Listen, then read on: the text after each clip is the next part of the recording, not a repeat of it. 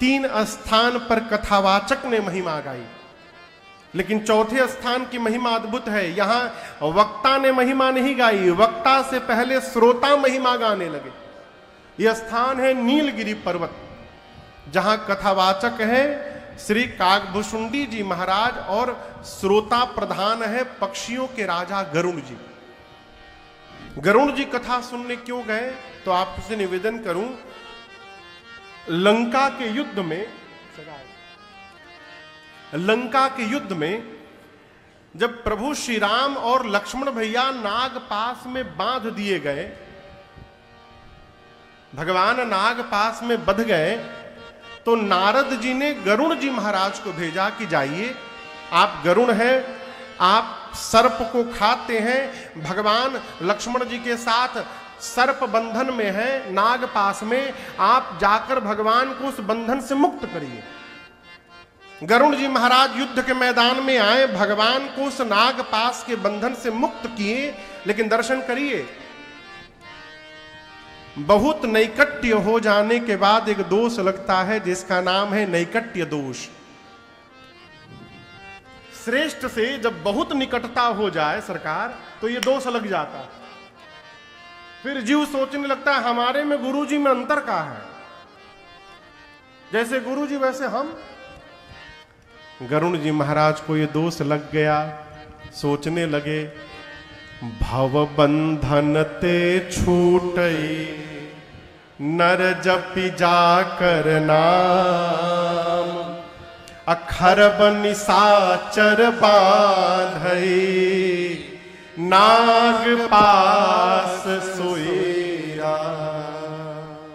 गरुण जी महाराज सोचने लगे कि जिस भगवान के नाम जपने से जीव भाव बंधन से मुक्त हो जाता है, राम जी को छोड़िए, राम जी का नाम जब जीवों को भाव बंधन से मुक्त करता है, उन राम जी को ये राक्षस बांध दिए, इम्पॉसिबल, ये हो नहीं सकता, संभव।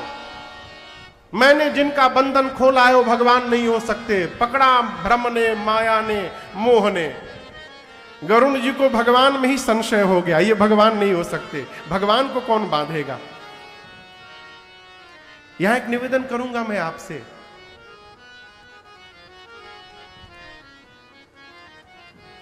अपने से बड़े की जब कोई बात समझ में ना आवे ना, कोई बात हो चाहे कोई व्यवहार हो, तो गरुण जी की तरह बड़े पर संशय नहीं करना चाहिए। ये स्वीकार करना चाहिए कि अभी हमारी बुद्धि इस बात को समझने योग्य नहीं भई है, हमारी पात्रता ऐसी नहीं है कि हम इस व्यवहार को समझ जाएं। होता क्या है, जीव अपने श्रेष्ठ पर ही संशय कर लेता है। गरुण जी बोले मन में ये भगवान नहीं है, पहुंचे नारद जी के पास, जाकर बोले नारद जी कहां भेज दिए थे, वो भगवान थे। नारद जी मुस्कुरा कर बोले पकड़ लिया, आपको भी पकड़ लिया। गरुण जी बोले क्या पकड़ लिया, बोले बीमारी ने, बहुत खतरनाक बीमारी, हमको भी पकड़ा था एक बार। अब आप सोचिए कोई कह दे कि आपको बहुत खतरनाक बीमारी ने पकड़ लिया है, नींद चली जाएगी। गरुण जी बोले फिर, नारद जी बोले मेरे पिताजी के पास जाइए, ब्रह्मा जी के पास। गरुण जी महाराज दौड़कर ब्रह्मा जी के पास गए, पूरी बात बताएं। ब्रह्मा जी बोले आपको भी पकड़ लिया, जेही बहु बार नचावा मोरी, सोई व्यापेओ विहंग पति तो ही। बोले इस बीमारी ने मुझे भी बहुत बार नचाया है गरुण जी। ब्रह्मा जी बोले मैं आपकी बीमारी दूर नहीं कर सकता।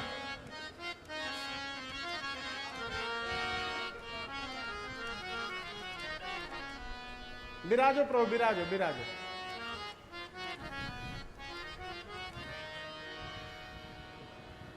जी जी जी जी जी जी, दंडो दंडो, विराजे जी जी जी, बड़ी कृपा, बड़ी कृपा, जय जय। जैसे पहुंचे हैं ना, उसी तरह गरुण जी महाराज पहुंचे थे ब्रह्मा जी के पास। ठीक इसी तरह सरकार ब्रह्मा जी के पास आए। गरुण जी बोले हमको क्या हुआ है, पता नहीं चल रहा हमको, ब्रह्मा जी बोले बहुत खतरनाक बीमारी हो गई है आपको, इस बीमारी ने हमको भी कई बार पकड़ा हुआ है।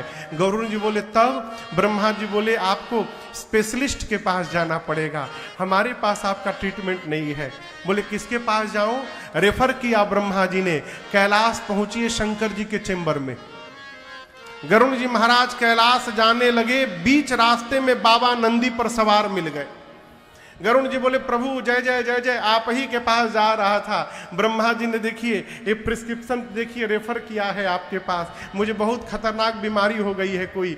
शंकर जी बोले आप तो रास्ते में मिले हैं, चेंबर मेरा कैलाश में है, रास्ते में ट्रीटमेंट कैसे करूंगा आपको? अब गरुड़ जी बोले आप ही लास्ट होप है हमारा, अब आप ही के शरण में आया हूं, कुछ करिए। शंकर जी बोले लक्षण बताइए। गरुड़ जी ने पूरी बात बताई। शंकर भगवान मुस्कुरा गए, बोले मुझे पता चल गई आपको कौन सी बीमारी हुई है, और ये भी पता चल गया है आपकी बीमारी जाएगी कैसे। गरुड़ जी बोले कैसे जाएगी? शंकर जी बोले तब ही होई सब संशय भंगा। कब? जब बहुकाल करिया सत्संगा।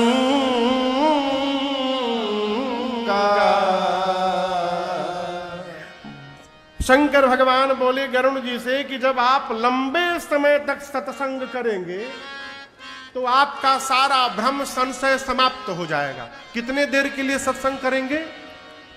कहिए कहिए। लंबे समय तक। गरुड़ जी बोले आप ही शुरू कर दीजिए। शंकर जी बोले टाइम नहीं है, कुबेर के यहाँ मीटिंग है उसमें जा रहा हूं, रास्ते में कैसे लंबा सत्संग दे सकता हूं आपको। गरुड़ जी उदास हो गए। शंकर जी बोले उदास मत होइए, एक ऐसा जगह मैं जानता हूं जहां पर तजी हरि भजन काज नहीं दूजा, जहां भगवान की कथा को छोड़कर दूसरा काम ही नहीं है।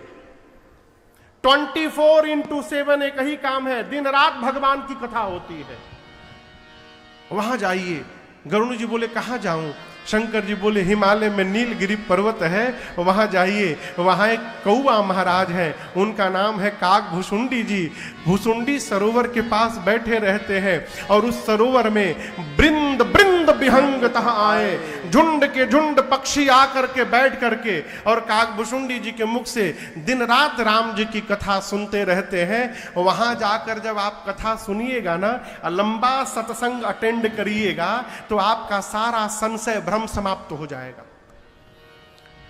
गरुड़ जी महाराज तुरंत चले, कैलाश में बैठे भगवान शंकर के सामने मेरी मां पार्वती कहती है प्रभु आप चाहते ना तो एक क्षण में गरुड़ जी का भ्रम संशय समाप्त कर सकते थे, आपने ऐसा क्यों नहीं किया?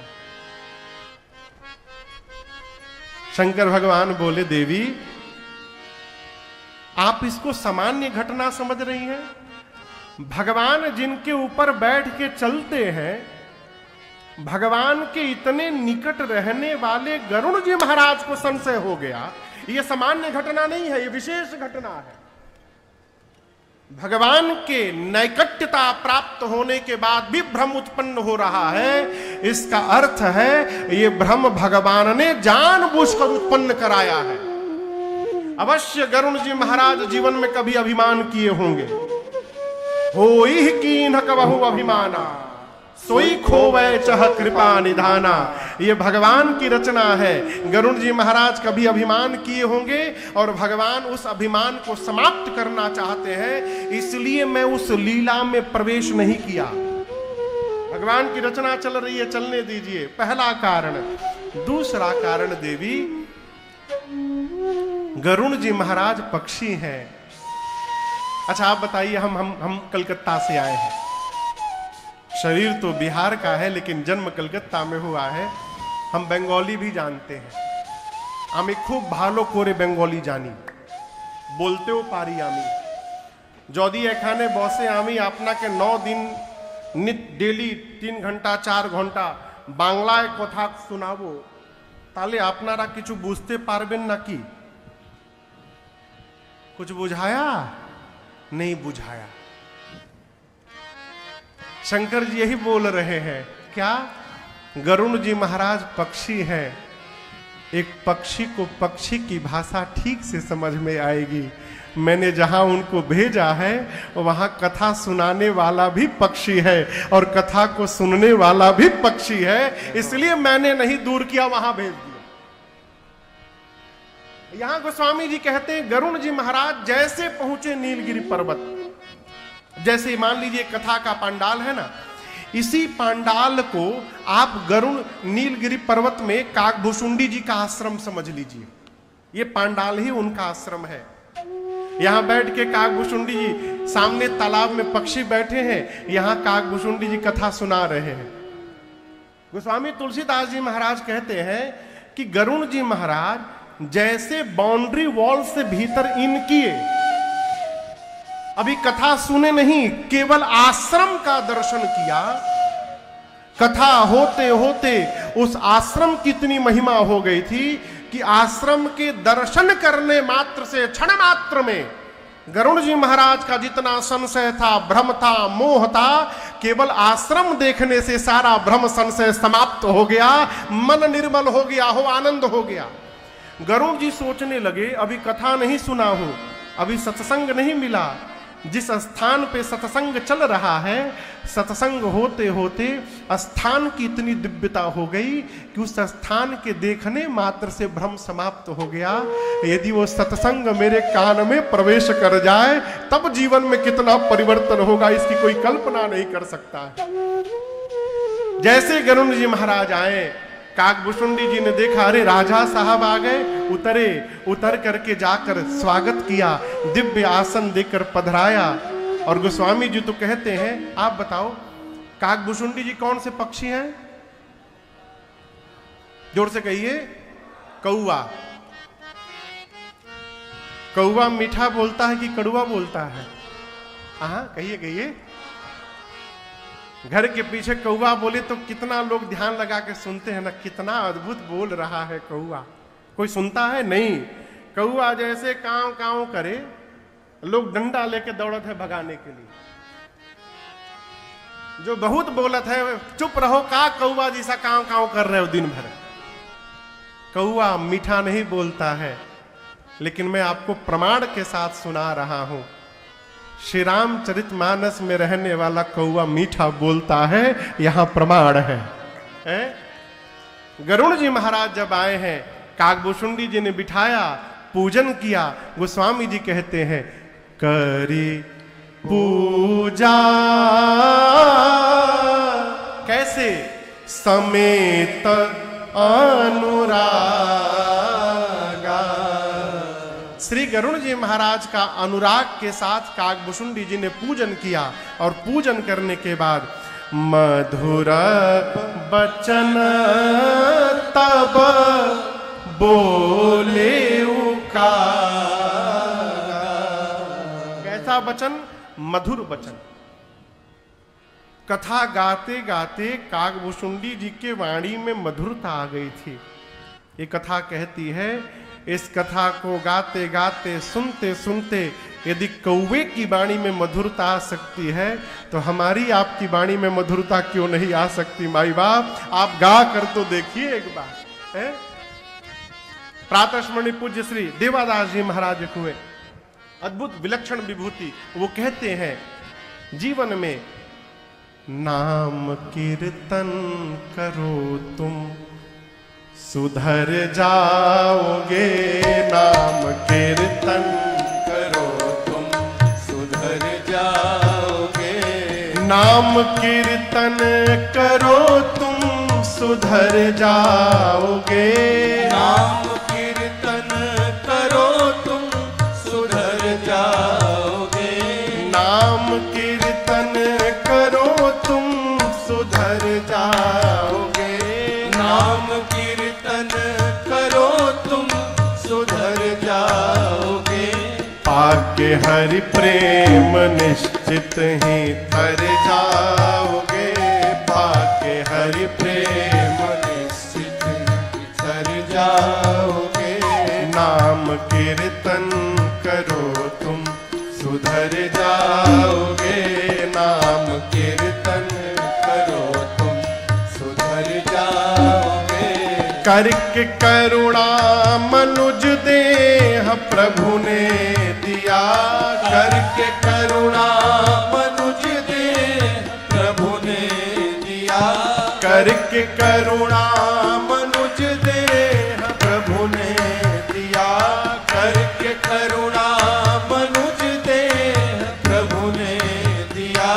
क्यों नहीं राम का नाम तुम गाओगे, क्यों नहीं राम का नाम तुम गाओगे, नाम कीर्तन करो तुम सुधर जाओगे, नाम कीर्तन करो तुम सुधर जाओगे।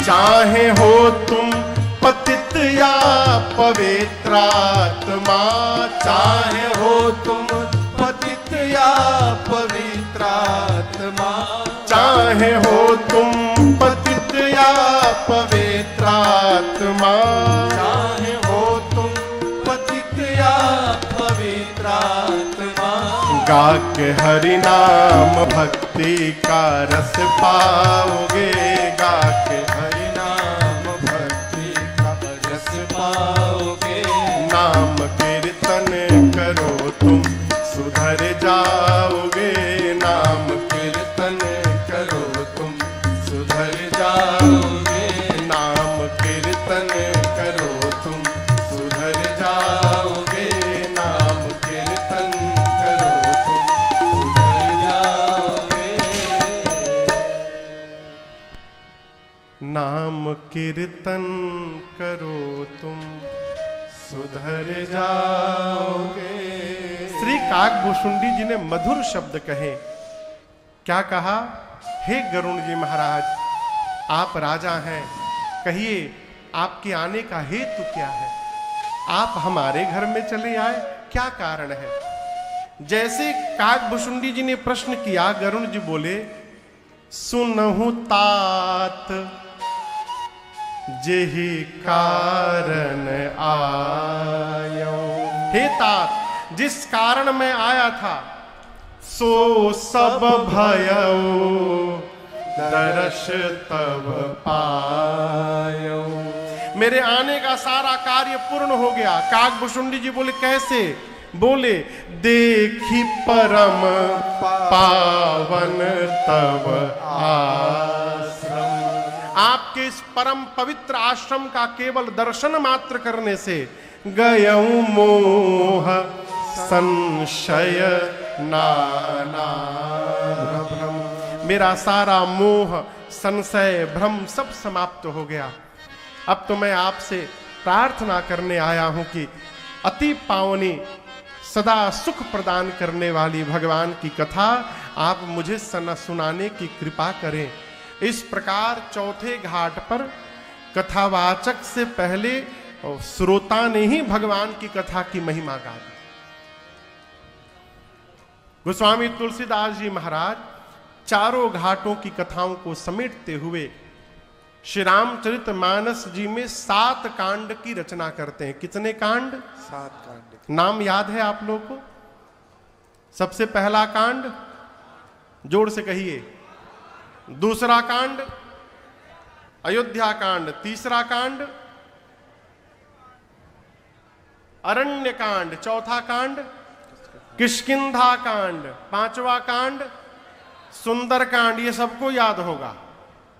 छठा कांड लंका कांड और 7वें कांड का नाम है उत्तर कांड। महापुरुषों ने अनेक प्रकार से भाव रखा है। 7 ही कांड क्यों लिखा? सप्ताह में 7 दिन होते हैं। गोस्वामी जी 7 कांड इसलिए लिख रहे हैं। देखिए, आदमी पूछता बहुत है, महाराज सवेरे पढ़ना है कि रात को पढ़ना है?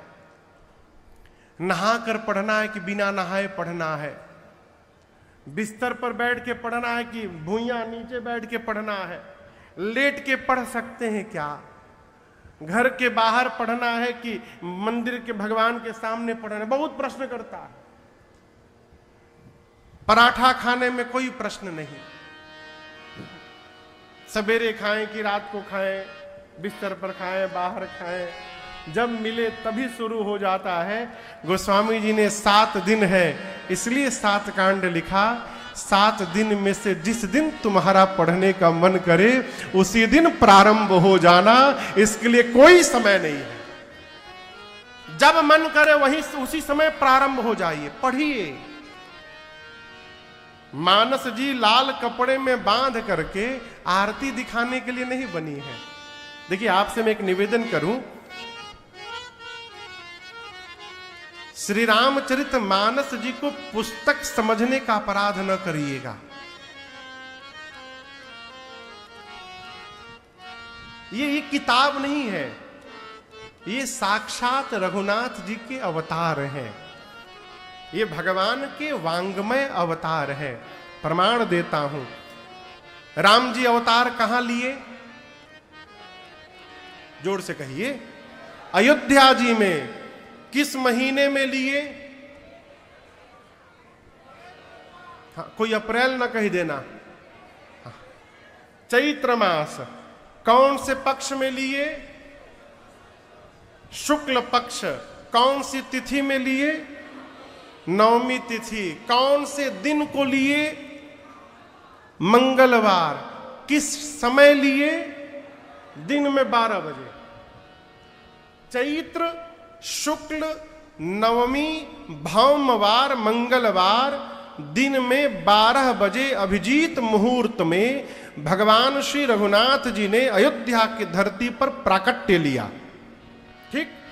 गोस्वामी तुलसीदास जी महाराज श्री रामचरित मानस का लेखन प्रारंभ किए किस दिन पता है?